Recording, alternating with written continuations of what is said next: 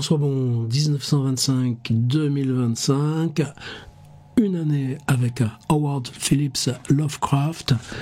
Vous savez qu'on explore dans les petits carnets dont il se munissait religieusement, non pas religieusement, il est athée, pour ça aussi que ça fait du bien, une littérature athée, un petit carnet utilitaire avec des choses personnelles, des petites cases qu'il remplit scrupuleusement tout au long de l'année 1925. C'est un carnet qui est exactement de ce format. Ça remonte à 2015, travailler sur le carnet original, les transcriptions, les traductions, tout ça, ça vient de cette année-là. Tout de suite, je vous le remontre un petit peu. Diary 1925, les renseignements personnels, Howard Phillips Lovecraft, et justement, il vient d'emménager le 31 décembre au 169 Clinton Street à Brooklyn, dans un studio qu'il occupe seul. Son épouse Sonia, après des problèmes de santé, ils ont brûlé toutes leurs économies dans un projet de boutique de nouveautés 5e avenue. Elle a retrouvé un travail dans une grande surface acheteuse à Cincinnati. Ça va revenir ici maintenant dans notre pleine actualité. Donc c'est toute l'année jusqu'au 6 janvier 1926. Et c'est pour ça que ce sera tous les jours, 365 plus 6, 371 fois, et on est aujourd'hui la 52e. Waouh! Ça donne le moral, non? Je vais vous dire pourquoi je vous raconte ça. Donc, renseignement qu'il met lui-même, c'est pas des choses pour se souvenir soi. Son numéro de téléphone, Main 1401. En cas d'accident, la personne à prévenir, et on remarque que ce n'est pas son épouse, c'est sa tante, Lillian Clark, qui elle habite Waterman Street à Providence, et qui, lui, à partir des notes du carnet, il rédige un journal, environ une fois tous les 10 jours, où on a tout le détail. Quand on en dispose, là, justement, on est dans une phase où on sait l'existence de la lettre, mais la lettre a disparu, et la tante Liliane lui envoie son propre journal. Son poids, sa taille, oui, il fait 75 kilos, 5 pieds 11 pouces, c'est pas un petit gabarit. Le numéro de sa vieille montre Waltham 403 45 02, sa pointure de chaussure, la taille pour les faux cols et la taille des chemises et la taille des gants. Ensuite, on a ce qu'il y a dans tous ces petits carnets, plein de renseignements utiles, comme nous, le calendrier des PTT, quand ça avait de l'importance, ces choses-là. Et puis, on a déjà fait janvier, vous voyez, c'est chaque page une semaine, commence toujours le dimanche. Maintenant, on est en février. Et pourquoi je vous raconte ça? En reprenant un petit peu, cette semaine, j'ai pas pu faire de vidéo. C'est compliqué, la vidéo, et il faut avoir de quoi les enregistrer. Ça, c'est facile, on peut toujours emmener l'appareil, un bout de micro, et ensuite les monter, tout ça. Sur un an, j'aurai parfois des empêchements. Mais j'ai reçu un message sous une vidéo qui me disait: mais qu'est-ce qui se passe? Pourquoi il n'y a plus de vidéo? Ça s'est arrêté, le journal. Et puis quelqu'un de bien attentionné qui dit non, il a pris des congés. Non les gars, c'était pas ça. Je crois que la dernière vidéo, elle concernait le lundi 16 ou même le mardi 17, parce qu'on a toujours un jour d'écart avec lui. Et donc, le 18, j'ai fait mon envoi. Le 19, j'ai fait mon envoi. Le 20, j'ai fait mon envoi. Le 21, j'ai fait mon envoi. Et aujourd'hui, on commence une nouvelle page. Nous, on est samedi. Pour lui, c'est dimanche. Toujours cette journée d'écart. Mais j'ai pas tenu mon contrat. Si. Parce que qu'est-ce qui compte? On est plus d'une centaine désormais. Pourquoi ? Parce que là, on a les yeux ébahis devant Lovecraft, avec tout aussi les choses qui nous répugnent, parce que quand on regarde ça de près, bien on se prend là les extraits de lettres totalement inqualifiables de racisme, ça fait mal, ça pose même des questions lourdes là, de transcription, de partage, mais c'est quoi la démarche ? Eh bien, c'est de reprendre chaque jour le carnet, ces quelques lignes, je passe sur le PDF, ce que j'envoie, voilà, le mercredi 18, on avait levé tard, etc., 2, 4, 6, 7 lignes, et moi, c'est dans une double page, Upledge, Kirk et Howard descendent au Tiffany, la petite cafétéria en bas dans la Clinton Street où Loveman les rejoint. C'est Lovecraft qui paye les rafraîchissements, c'est chacun son tour. Et on s'en va retrouver Kleiner, Morton et Leeds. Vous voyez, ça fait KLM, le Kalem Club. Kleiner finit par s'en aller, Morton arrive, et puis Leeds et Morton. Des fois, c'est pas plus passionnant que ça, mais à chaque fois, eh bien, nous, on arrive à retrouver qu'est-ce qu'on explore. Eh bien, ce qu'on explore, c'est aussi l'époque, le journal. Là, vous savez que ces jours-ci, ça fait bien plus de 15 jours, c'était une sorte de journal dans notre journal. C'est un spéléologue, Floyd Collins. C'est 18 jours plus tôt, il a eu un accident en explorant des grottes dans le Kentucky. Est-ce que c'est simplement de l'actualité, là, comme ça, du fait divers ? Non, parce que Floyd Collins, il a l'âge justement de Lovecraft, à 3 ans près. C'est aussi celui qui a exploré les grottes de Virginie, où Lovecraft va se rendre 2 fois lui-même pour documenter, en gros, les sensations, les perceptions, parce que les mondes souterrains, il les utilise dans ses histoires. Et pour moi, ce qui importe aussi, c'est qu'à suivre comme ça ces faits divers en tant que tels, non, ce qu'ils révèlent comme ça, petit à petit, chacun un petit timbre-poste qui recontextualise quoi ? Comment ils perçoivent, comment ils pensent, comment ils voient, et surtout le saut qu'il faut effectuer à travers son présent pour que ça devienne fantastique, récit, littérature, qu'on travaille à même la peur du présent. Et pour ça, évidemment, nous, en ce moment, on est servis. Alors là, ce jour du 18 février, bien, vous savez, si vous remontez à la dernière vidéo, que Collins a été retrouvé, mais déjà mort d'inanition depuis 2 jours. Il était probablement déjà dans le coma. Et là, il y a un article qui raconte comment on l'a finalement laissé là au fond de sa caverne. On a muré l'entrée du boyau qui donnait accès. Et ça, pour moi, je pense que c'est la tâche. Alors, chaque jour, vous voyez, il y a un article du New York Times que je reprends, que je traduis. Alors, on aura ça 370 fois.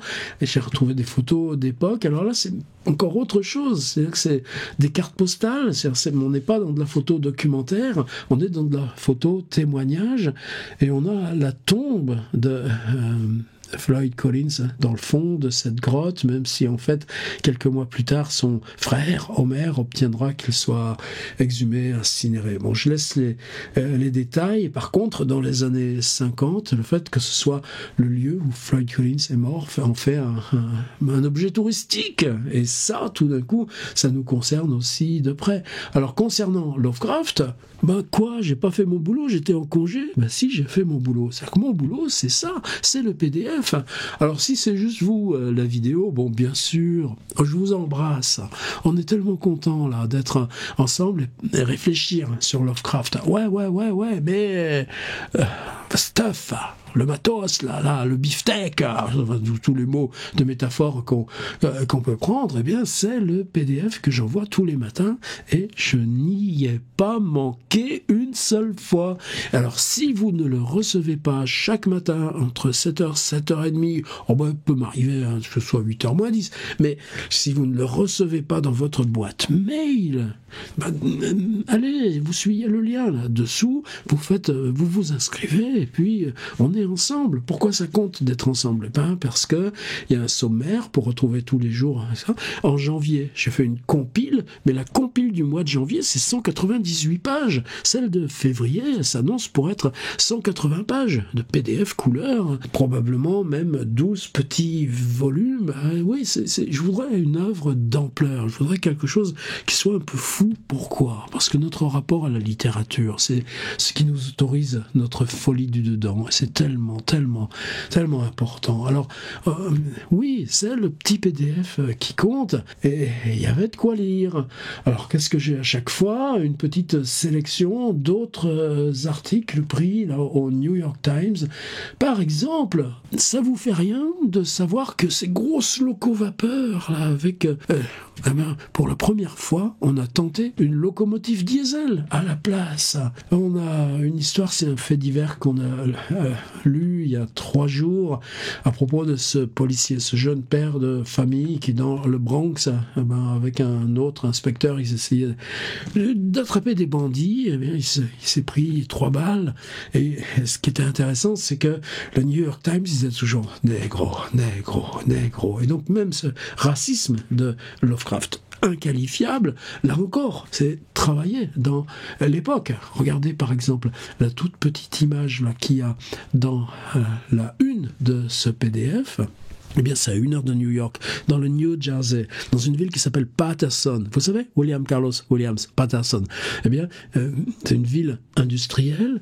Dans cette ville, il y a un musée qui, justement, est centré sur l'histoire industrielle de la ville. Et c'est le copain, le meilleur ami de Howard Phillips Lovecraft et de Sonia, James Morton, qui vient de prendre la direction de ce musée. Et Morton est, lui, un des précurseur des combats contre la ségrégation raciale.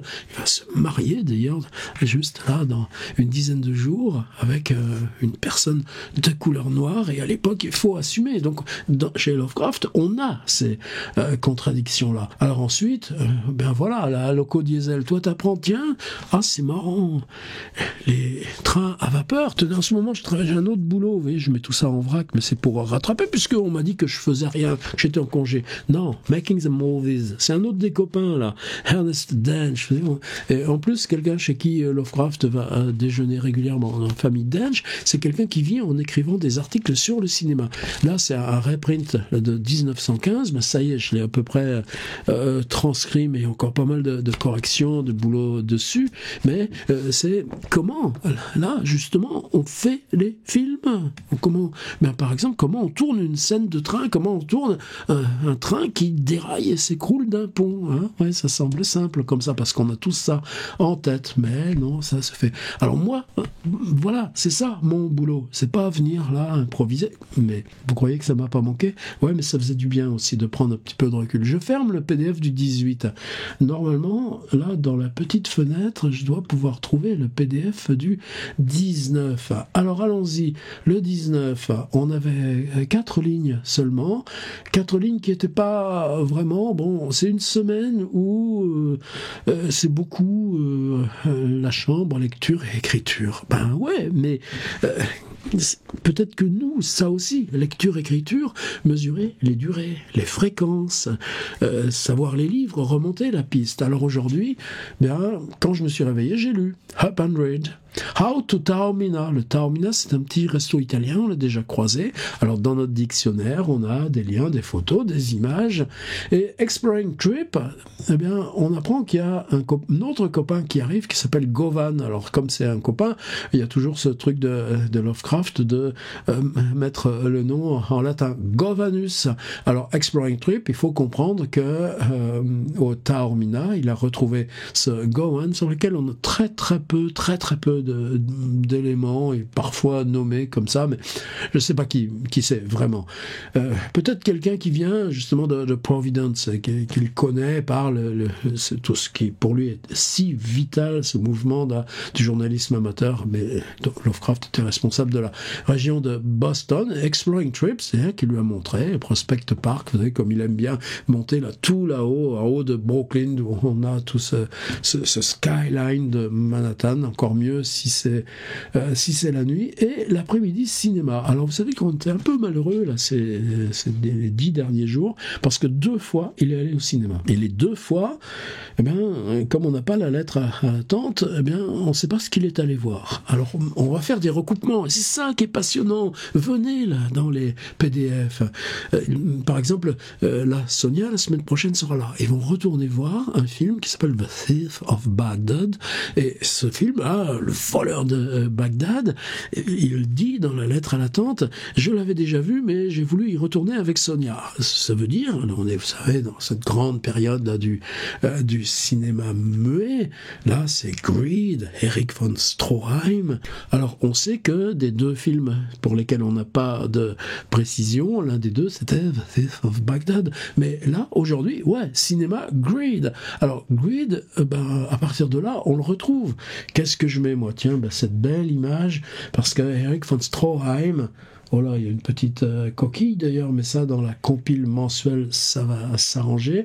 Il a tourné pendant des jours et des jours, il avait plus de 80 heures de rush, et il a passé carrément 2 mois, tout à la fin, dans la Death Valley, en Californie, parce que c'est des histoires de mineurs, d'après un roman, mais c'est tout ça qu'on peut aller rechercher. Et l'histoire, là, qui sort au cinéma, le Greed, là, qui paraît fin 1924, c'est une version de 2h30 et c'est seulement en 1999. Mais il y a des histoires de Lovecraft. Par exemple, dans l'Abîme du temps, c'est pareil, la version originale, elle avait disparu et c'est seulement en 2001 qu'on a retrouvé la version complète dans l'Abîme du temps. Donc c'est question d'historicité, c'est important aussi. Alors Greed, là, dans le petit dictionnaire, il y a le lien pour voir la version de 4 heures d'Erich von Stroheim. Qu'est-ce qu'on a aussi? Moi je collecte mes petits articles. En Caroline du Nord, on a pris un décret pour interdire dans les colleges, dans les facs et dans tout l'enseignement en général, toute référence à la théorie de l'évolution de Darwin. Alors vous pensez pas que quand on travaille à même la peau du présent comme ça, y compris dans l'obscurantisme, dans ces décrets, on n'est pas dans quelque chose qui rejoint l'urgence d'aujourd'hui, même si c'est tellement un deuil là, de voir tous nos copains les plus proches à USA, et on dirait qu'ils sont anesthésiés, qu'ils sont tellement anéantis, là, qui réagissent pas. Mais merde, quoi. Moi, ma réponse, c'est là, aujourd'hui, on va voir là ce qui se passait en 1925 dans le rejet par décret de toute mention de l'évolution de Darwin dans l'université. Il y avait aussi ce petit article, alors il était tout petit. Senators rule out Negro swimming hole. À Washington, il était question sur les plages de faire... C'est quoi le trou? Non, c'est une poche. Cette poche, elle était réservée aux Noirs pour que les Noirs puissent se baigner. Et là, les sénateurs, après un long débat, ont décidé de refuser ce truc de ségrégation sur la plage. Alors, est-ce que c'est tout d'un coup un monde qui s'ouvre? Quand tu cherches, voilà. Est-ce que vous vous souvenez de la chanson de Bob Dylan qui s'appelait Medgar Evers? Medgar Evers, militant noir assassiné en 1963. Voilà 2 photos de 1963. Et oui, malgré cette discussion, ce truc au Sénat qui dit non, il n'y aura pas de zone noire sur les plages de Washington. Voilà, en 1963, une confrontation pacifique, blanc-noir, dit oui, la mer est à tout le monde. Et par contre, ici, voilà la réaction massive, blanche, contre l'accès des Noirs à tout simplement... la mer et le bas. Il y avait aussi un autre truc, une molaire. Et cette molaire, elle pourrait attester Et ça avait été longtemps ça, d'une présence dans l'époque paléolithique, néolithique ou paléolithique. Bon là, je suis dans le, vous voyez, c'est dans le PDF qu'il faut aller voir. Cette molaire attestait une présence d'un hominidé, enfin d'hominidé au pluriel, là, je crois que dans le Nebraska, et un opérateur, alors on avait fait des tas de choses, et là avec les rayons X, on veut explorer cette molaire. L'opérateur, boum, la fait tomber. Ouais, elle se casse. Alors, là aussi, nous, qu'est-ce qui est collectif ? Merci, celle qui m'a envoyé un petit mail 2 jours plus tard. Ah, j'ai suivi le dossier, mais finalement, il est apparu que c'était pas la molaire d'un hominidé. Bon, d'accord, mais vous voyez, cette question, comme elle travaille, comme ça, l'inconscient ou l'imaginaire des USA à ce moment-là, et des hominidés, depuis, on en a retrouvé. Ah, un prêtre, alors ça, évidemment, des fois, faut se prendre ça. Un brave homme de prêtre catholique a été retrouvé à Coney Island, dans un hôtel. Oh, ça fait sérieux ça. Et figurez-vous que les policiers ont retrouvé là la trace dans sa chambre de 4 comptes bancaires, et ce brave prêtre possédait plus de $246 000 sur ces 4 comptes. Alors bon, voilà, pas plus que ça. Allez, moi je passe à demain. Si, par contre, j'ai fait un flash forward, et ça pour moi c'est important aussi, parce que il y a des choses que j'ai dans la tête, je les attends, il faut les amorcer. Qu'est-ce qu'on amorce ? C'est Sonia. Alors là, c'est la lettre du 26 février. C'est pour ça que je vous dis, on est quelques jours en avance. Sonia est toujours à Cincinnati. Mais évidemment, elle s'écrit avec son mari, avec Howard Phillips Lovecraft, tous les jours, même si cette correspondance est détruite. Quoi ils disent ? Après m'être ainsi étendu sur la prospérité des autres, dit Lovecraft, il me reste à présent le devoir mélancolique. Vous voyez comme il parle toujours avec ses circonlocutions. Ouais, mais c'est cette distance-là qui lui permet, dans le récit, d'aller nous faire surgir des images. C'est ce travail-là de distance. Le devoir mélancolique de faire la chronique de l'exact contraire dans un quartier plus proche de chez moi. Ça veut dire que, la misère m'est tombée dessus. En effet, malgré une nette amélioration de sa santé depuis sa dernière visite ici, vous vous rappelez les problèmes là, de Sonia dans son dernier séjour à New York, elle a fini par trouver intolérable l'atmosphère hostile et exigeante de Mable & Carrers. C'est ce grand magasin pour lequel elle travaille depuis 4 mois à Cincinnati. Finalement, elle était virtuellement chassée de son poste par des cadres chicaniers et des inférieurs inavouables. Ça veut dire que elle a subi harcèlement, et que Sonia, est-ce que c'est elle qui finalement décide? Elle a été plusieurs fois à l'hôpital, alors ça compte. Non, toi t'es pas assez présente. T'as été à l'hôpital, allez hop, dégagé, fired. Ça existe depuis bien avant Elon Musk. C'est ça, c'est important aussi de remonter là, toute cette psychologie-là dans la question même du travail. Et Sonia, elle va revenir là dans 4 jours exactement à New York, mais la dernière lettre qu'elle m'a adressée, donc effectivement, je suis pas dans le flash forward, c'est le jour même là où Lovecraft la reçoit, éclaire tellement les conditions difficiles qui ont précédé la perte de son poste que je pense que je vais la joindre pour vous et que donc Annie et Liliane, les 2 tantes, puissiez la lire. Il ne fait aucun doute qu'elle a le droit à la plus grande compassion. J'espère vivement qu'elle parviendra. Voilà. Comment aussi là, vous voyez, j'ai voulu amorcer ça maintenant parce qu'on va avoir là une phase importante du journal. Alors, on passe. Je ferme celui-ci. Il nous reste donc le 20.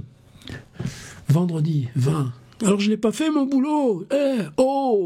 Si, c'était envoyé tous les jours. Là, donc celui-là, c'est celui de jeudi. C'était quoi l'événement? Vous savez que Lovecraft, on a vu la dernière vidéo, souvenez-vous, avec le plan de son petit studio, il a une chaise Morris, une chaise rembourrée avec un dossier inclinable, et puis devant un prie-dieu qui appartenait à sa maman du temps de la maison du grand-père. Et c'est là, finalement, qu'il lit, qui il l'a placé là, juste près de la fenêtre, mais aussi près du radiateur. Il a une lampe sur un petit guéridon, et la Morris Chair, il y passe des nuits entières, et boum, elle s'était effondrée, une latte cassée. On a eu le problème, vous vous souvenez, il y a 3 semaines environ, il avait 2 chaises qu'il avait portées à un petit artisan qui était sur Flatbush, et l'artisan était venu lui rapporter ses chaises. Alors là, la chaise Morris est beaucoup plus lourde à trimballer, donc je pense que beaucoup plus probablement, c'est que aujourd'hui, là, 3 jours après l'effondrement de la Morris Chair, le menuisier vient avec sa boîte à outils et la répare chez lui. Et ça, pour moi, c'était cette confrontation des 2 bons hommes. Le menuisier, comment il doit regarder cette piole remplie de livres du sol au plafond avec des objets bizarres, un buste de Milton, un globe, des encyclopédies, et puis cette décoration un peu là, très peluche, un petit peu très saturée, mais bon. Et est-ce que l'écriture et l'artisanat, c'est la même chose? Mais oui, c'est ces petits détails qu'on peut prendre. Alors, un article, il y avait un livre sur l'enseignement du Seigneur sur l'indissolubilité du mariage. C'était un docteur Tyson, c'était un livre à succès. Eh bien, le docteur Tyson, ça demande le divorce parce que il trouve sa 3e femme insupportable. Alors, tout d'un coup, là aussi, il y a des petites choses. Et puis, eh bien, une histoire avec Charlie Chaplin. Je n'ai pas tout, je fais le résumé. Charlie Chaplin a des plagiaires. Dans les plagiaires, on peut nommer Billy West, Billy Ritchie, Max Linder, Harold Lloyd, mais il va se plaindre d'un nommé Charles Amador. Et ce Charles Amador, vous voyez là, en ce moment c'est marrant, parce que merci Laurence qui me l'a signalé. En 1992, maintenant en 1922, mais quand vous êtes toujours 1925, 1915, 2025, etc., faut pas s'affoler. Au lieu de 1922, j'ai mis 1992. Donc voilà à quoi ressemble ce monsieur Charles Amador. Vous voyez qu'il a la moustache, le pantalon, la veste, le chapeau de Charlie Chaplin. Et là, Chaplin et son équipe, parce qu'on mentionne là toujours l'équipe, assigne un procès pour plagiat à ce Charles Amador. Et les questions sont intéressantes parce que Chaplin dit mais c'est à vous cette démarche. Oui, parce que je l'ai emprunté à un vieux chauffeur de taxi londonien. Donc Chaplin dit qu'il l'utilise, mais que ça venait de là et qu'il a mélangé ça. Vous savez, c'est même Sandra qui prétend qu'à Londres il faisait le branquignol là entre les changements de bobines là dans les vieux cinémas muets, qu'il a connu Charlie Chaplin comme ça. Bon, c'est comme le transsibérien. Vaut mieux pas accorder trop de confiance complète à Sandra. N'empêche que Chaplin l'a fait, que Sandra l'a fait, et que là il y avait un nommé Fred Kitchen, qui lui était un vrai saltimbanque, qui partageait avec Chaplin là, ces choses-là à Londres. Et il avait les pieds plats. Et donc Chaplin dit, ouais, moi j'ai construit mon personnage à partir de ce chauffeur de taxi londonien. Le pas glissé d'un pied que j'utilise était une inspiration du moment. Une autre partie du personnage était inspirée par Fred Kitchen. Et l'avocat de la défense, oui, mais le chapeau, je sais pas, j'ai juste eu l'idée de l'utiliser. Le pantalon, tout ça, voilà. Et il y a une scène qui est très belle. Et dans cette scène au tribunal, il y a quelque chose qui est moi aussi un petit peu touchant, mais c'est plutôt parce que ces pistes secondaires, on les attrape quand elles passent, et ça permet de tirer le fil, de remonter la pelote. Il s'agissait de quoi? Eh bien, Kid McCoy, champion de boxe. Mais pour Kid McCoy, ça a débordé un petit peu du ring sur la vie. Kid McCoy passe au tribunal et là il est condamné, il part en prison, il est menotté, on l'emmène à la prison du comté, tandis que Charlene vient de gagner son procès contre son plagiaire Charles Amador, et les 2 hommes là dans le couloir se donnent l'accolade. Chaplin, le plus célèbre, mais vous savez que son demi-frère William Dryden est un ami proche de Lovecraft, qui se voit quasiment toutes les semaines. Donc on est là encore dans quelque chose où les petites boules là ne cessent de communiquer, et cette accolade de Chaplin avec Kid McCoy, on peut aller remonter la piste de ce boxeur. Qu'est-ce que j'ai mis? J'ai mis d'autres choses? Non, parce que ça c'est l'annexe. Alors très souvent dans mes PDF comme ça, il y a des textes que je transcris. C'est pas, j'appelle pas ça à traduire, c'est se débrouiller pour donner une version française, mais on complète petit à petit notre tableau. Vous êtes d'accord qu'on continue, qu'on aille un petit peu, ça c'est la vidéo récap, mais pour moi aujourd'hui c'est se dire il y aura d'autres fois où je pourrais pas faire tous les jours là, prendre les 2 heures, mais les 2 heures à condition d'avoir les outils techniques pour faire enregistrer, préparer, etc. Mais le journal, lui, et le PDF, c'est tous les jours pour vous toutes et tous qui vous êtes inscrits pour le recevoir, et c'est une aventure de l'écrit qu'on propose. Alors je ferme celui-ci et on en est au 21. Alors pour le 21, toujours du petit calepin, genre le fac-similé. Alors ça c'était la vidéo de ce matin, ce vendredi, donc ce vendredi 21 février 1925, pour eux c'est samedi, et on est toujours là, je suis dans ce récap, mais on va finir par coïncider. On a là évidemment les 6 lignes. Encore un boxeur, ouais, parce que t'as boxeur dans la tête. Et puis quand j'ai ouvert le New York Times, allons faire un petit tour, comment ça se passe. Je cherche ici, alors c'était le 02-1-19-2-5, go.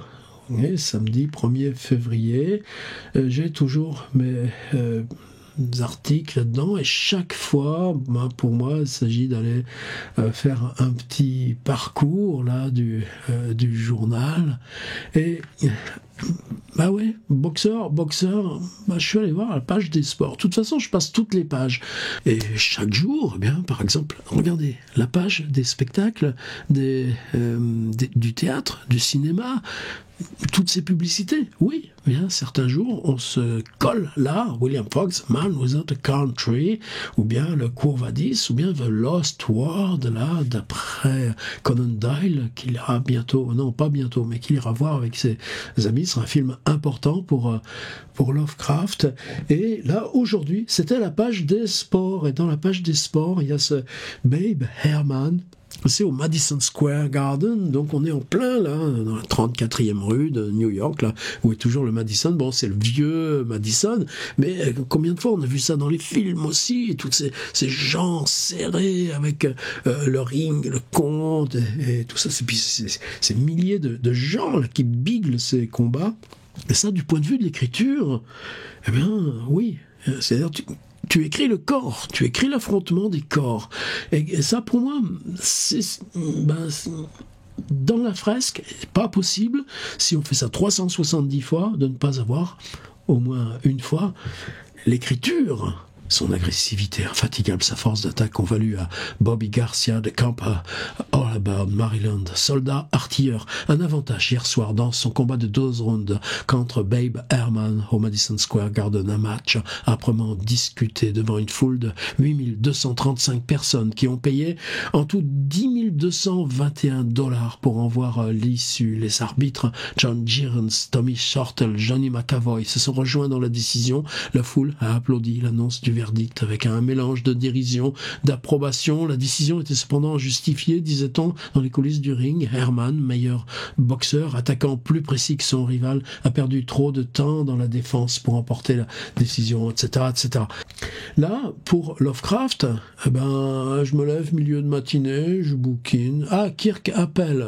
Finalement, j'ai continué à lire et j'ai rejoint Kirk et Loveman, Downing Street. Alors, Downing Street, je vous en ai parlé il y a a quelques jours, on est là dans Greenwich Village. Vous savez, McDougall, Café Wa, Bleecker Street. Eh bien, c'est une toute petite rue qui fait 200 mètres. C'est là où habite leur copain Kleiner. Mais il y a un petit resto italien où il y a des spaghettis pour pas cher. Et en plus, un chat tigré qui vient toujours se mettre sur les genoux de Lovecraft et pas des autres. Et toujours ce truc. Ensuite, on a repris le métro à Times Square pour aller chez Loveman. Et puis, on a discuté. On est redescendu boire un café à la cafétéria. Voilà. Alors, quelquefois, oui, c'est vrai que t'as pas grand-chose à dire, mais j'ai retrouvé cette lettre. Alors, c'est une lettre du 30 mars 1924. Et il écrit à sa tante Liliane pour lui dire les choses de leur appartement de Providence dont il veut disposer à New York. Et il y a un passage sur un grand tableau de forêt qu'il a déjà emballé. Une ferme de Foster, un dessin de Foster au crayon dans sa chambre. Un petit tableau avec un château au-dessus de la cheminée de la salle à manger, un canard dans la même pièce, un renard dans la même pièce. Et puis, peut-être une aquarelle faite par Liliane, votre vue d'automne qui fait vis-à-vis du renard, le cerf dans le salon, les roses de ma mère, sa mère, peignait. Comme la marquise de Villeparisis dans Marcel Proust, elle peignait des roses et puis une reproduction de Fra Angelico.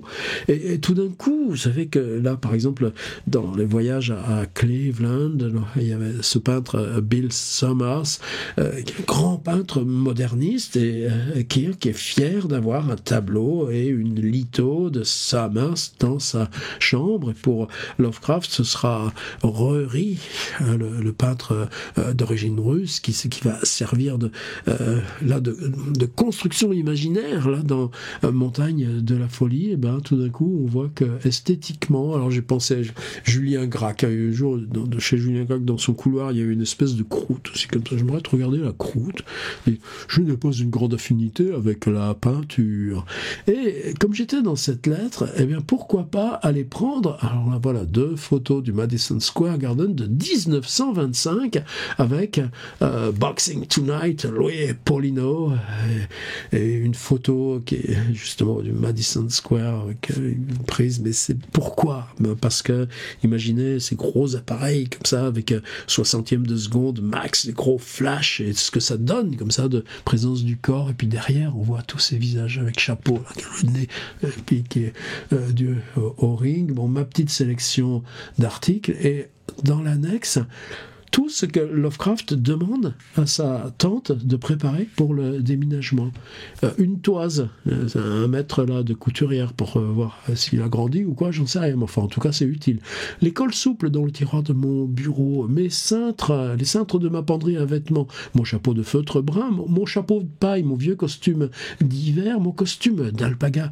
Et oui, nous aimerions quelques casseroles et poêles, et puis une horloge pour ma chambre parce que en plus de l'horloge rouge de la salle de ces jours-là, il est dans l'appartement, ils sont encore Parkside Avenue avec Sonia, c'est avant Clinton Street, mais tout ce qu'elle va préparer, c'est avec quoi, là, il a meublé son Clinton Street. N'oubliez pas non plus ces petites choses démodées, comme la malle, le porte-papier, le petit presse-papier en forme de lion, le buste de Milton, surtout la boîte en tapisserie où j'ai rangé toutes mes lettres. Alors, pas plus que ça, mais à chaque fois, c'est un petit peu de concret qui nous revient. Et ça, pour moi, c'est pas perdu. Et puis, vous savez quoi? Il aimait beaucoup les petites pastilles au chocolat de chez Hershey's. Alors, Hershey's, on va rechercher, on va en trouver, on va bien trouver une pub, on va bien trouver une affiche. Eh bien, elles sont moins chères à Providence qu'à Brooklyn. Alors, il dit à la tante Liliane, vous ne pouvez pas rajouter un petit paquet de pastilles au chocolat? Là, voilà. Alors, maintenant, donc, ça, c'était ce matin. Alors j'ai rien fait. Maintenant, oui, on va reprendre une vidéo par jour. Évidemment, on peut improviser plus. Alors ce matin, on est le 22 février 1925. 22, c'est la date d'anniversaire de Washington. On va regarder la petite transcription. Up 100. Je me réveille, je bouquine. Sonny c'est-à-dire son copain Frank Belknap-Long, qu'il appelle Fiston Sonny, arrive. Alors comme il arrive, Kirk, là, le voisin du dessus, descend. Kleiner appelle, on se donne rendez-vous. Loveman aussi. On est donc tous les 5 et on va s'en aller voir la maison natale de Whitman. Et là, c'est là où je suis malheureux de ne pas avoir cette lettre dont l'existence est attestée, où il écrit à Liliane le compte-rendu. C'est-à-dire que là, tout ce qu'il met dans le petit calepin, c'est à dire on est allé visiter la maison natale de Whitman. Alors, où elle est? Alors, vous voyez Manhattan, vous voyez Brooklyn, et quand vous continuez Brooklyn, Long Island, ensuite il y a Coney Island, mais c'est sur Long Island, donc c'est pas si loin que ça, c'est une gare qui s'appelle Huntington ou Huffington, attendez, je dois avoir marqué ça quelque part aussi, ouais, voilà, c'est Huntington, et ben pareil, c'est-à-dire tout d'un coup, vous voyez ces 5 types là qui se sont mis en tenue du dimanche, cette cérémonie, ils vont là visiter la maison natale de Walt Whitman. Autumn Leaves, les feuilles d'automne, classiques, quelque chose qui les fonde dans leur existence. Tu fais quoi? T'écris de la poésie? On a envie de la poésie? Non. Mais t'es fier, là? Oui, je suis poète. Et donc, Walt Whitman, ça compte, ça fonde la poésie américaine. Alors voilà, c'est pas la question d'aller la documenter. Alors je l'ai fait sur Google Maps. Vous trouverez l'adresse facilement. Walt Whitman, Birth, Place, etc. Eh ben, aujourd'hui, tu as cette pauvre petite maison. Alors évidemment, National Historic Park, etc. Mais autour, tu as quoi? Ben, tu as les échangeurs, les entrepôts, et au milieu, là, tu as cette petite maison de Whitman. Alors à l'époque, je pense que c'était bien différent. Mais il faut imaginer, ces 5 bons hommes, bien habillés, avec le chapeau, avec les faux cols, avec les chaussures qu'ils ont soigneusement fait reluire, et qui vont ensemble, les écrivains d'aujourd'hui, rendre hommage à Walt Whitman, descendant de la gare d'Huntington et marchant jusqu'à... Et là, alors j'ai une image qui, elle, vient de 1903 et 2 autres images qui sont justement entre 1920 et 1930. C'est-à-dire, voilà, 3 cartes postales de à quoi ressemblait la maison natale de Whitman quand eux l'ont vue. Et c'est ça, moi, où je suis si content qu'on puisse le faire ensemble. Alors, on est évidemment, vous savez que le samedi soir, le grand événement, c'est d'acheter le supplément littéraire du Times. Le Times qui fait 36, 40, 44 pages en semaine. Le dimanche, il en fait 180. Il y a dedans donc un supplément littéraire, un livret d'un format un peu plus petit qui est inséré, et un autre livret inséré qui est un magazine photo. Alors chaque fois, moi évidemment, je vais y voir d'un peu près. Et quand je disais la lettre qui manque, c'est que on ne sait pas. Il n'a pas raconté. J'ai regardé aussi les lettres à mots, une grosse correspondance. Mais comment Lovecraft a vécu sa visite à la maison de Whitman? Non. Mais en même temps, on peut quand même refabriquer. Alors, qu'est-ce que j'ai traduit comme article du Times dans ce supplément littéraire? Une petite annonce de Dutton's service individuel du livre. Alors, qu'est-ce qu'il propose? Vous savez pas quoi lire? Eh ben, nous, on vous propose des idées de lecture. Vous vous abonnez et on vous envoie les livres dont on pense qu'ils vous correspondent. Et on fait ça aussi pour les enfants. C'est un modèle. Alors, qu'est-ce qu'il y a un bon livre? Qu'est-ce qu'il y a un mauvais livre? Nous sommes spécialistes dans l'aide au livre cadeau. Un livre bien choisi est un cadeau intime et personnel qui montre le caractère de son donateur, provoque les compliments de qui le reçoit. Mais un mauvais livre, nous vous aiderons pour le choix. Accepteriez-vous de recevoir de notre part le livre qu'il vous faut juste quand il vous le faut? Voilà, ça, j'ai voulu recopier ça. À cause de Floyd Collins, vous vous souvenez, là, donc enterré dans le fond de la grotte où il a eu son accident, eh bien c'est la même chose là dans l'Indiana cette fois. 30 morts. Mais là, pour les 30 morts, non, il n'y a pas... c'est pas... Tiens, terre haute dans l'Indiana, c'est là où il y avait aussi le pénitencier où Chuck Berry a été incarcéré. C'est marrant, c'est terre haute. Voilà. Non, mais ça, c'est adventiste, ça, j'en ne parle même pas. Mais bon, comment on traite, là, 30 ouvriers morts par rapport à Floyd Collins? Et dans le supplément photo, eh bien, il y a les plus beaux concours de chiens de New York et qu'on retrouve là en pleine page, ou évidemment d'autres choses. Et pour ce qui est du New York Times, voilà les articles. Et vous voyez que chaque fois, c'est des pleines pages d'articles de l'influence d'Edgar Poe sur les écrivains français. Et aussi, là, par rapport à ces types-là, qui eux reviennent de chez Walt Whitman, qui sont mais c'est des poètes ignorés, des poètes méprisés. Et si, on publie dans Weird Tales, là, des petits magazines à 5 centimes. Est-ce qu'on les considère, là? Est-ce qu'ils ont le statut d'écrivains, alors qu'ils vivent comme écrivains?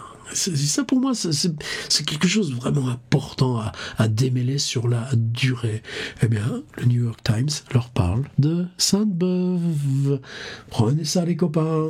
Conrad, une parution, les 10 plus grands livres de Conrad. Ça, pour moi, c'est pour prendre date, parce que Lovecraft va bientôt se mettre à lire Conrad. Ouais, il y avait une belle publicité pour les tracteurs Ford. C'est rare que les engins agricoles en les aient. Et puis une autre publicité là, c'est Brentano. Vous savez que Brentano, c'est une grande chaîne de librairie. Eh bien, les gens évidemment partent souvent en voyage. En train, ça dure combien? Ouais, mais en bateau, ça dure encore plus. Quand tu fais Los Angeles, New York par Panama, et puis évidemment les traversées transatlantiques. Tu sais pas quoi lire? Eh bien, pour $5, pour $10, pour $15, pour $20, etc., tu choisis chez Brentano ta boîte de lecture. Et tous ces petits trucs là, comme ça s'accumulent. Tu want to be a short story writer? Tu veux gagner ta vie comme auteur de nouvelles? Eh bien, avec John Galicio, comment il s'y prend lui pour faire son atelier d'écriture?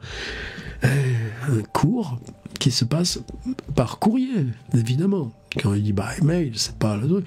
Cambridge School of Creative Writing, Cambridge, Massachusetts. Et le nom glorieux de Cambridge, vous savez, le quartier de Boston où il y a le MIT et tout ça, eh ben, Cambridge School of Creative Writing, croyez-moi, c'est pas la fac de Cambridge. Mais voilà. Alors, ça c'était donc le 22, c'est celui de ce matin. Et comment vous pouvez, là, vous qui me faites l'honneur, le plaisir de partager ces vidéos, ne pas vous inscrire là, pour qu'on traverse cette expérience ensemble? Il nous reste plus de 10 mois à le faire au jour le jour. Et vous croyez que je prends des vacances? Ben, je me débrouille. Mais le PDF, il est toujours là. Et les vidéos, elles sont là la plupart du temps. Merci, à demain. On reprend le rythme normal.